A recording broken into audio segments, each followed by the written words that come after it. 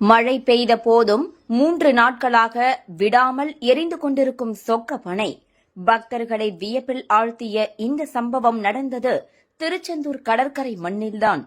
என்ன நடக்கிறது பார்க்கலாம்.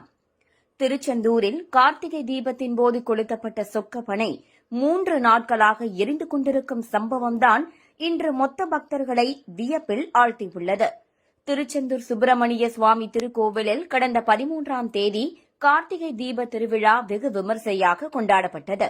அதிகாலை 4 மணிக்கு கோவில் நடை திறக்கப்பட்டு சிறப்பு அபிஷேகம் நடைபெற்றது. விடியற் காலை மூலவர் மற்றும் ஜெயந்திநாதருக்கு கார்த்திகை தீப சிறப்பு அபிஷேகம் நடந்தது.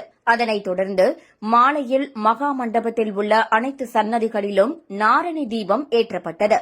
பின்னர் கோவில் முன்புறம் உள்ள கடற்கரையில் சுமார் 25 அடி உயர சொக்கப்பனை கொளுத்தப்பட்டது.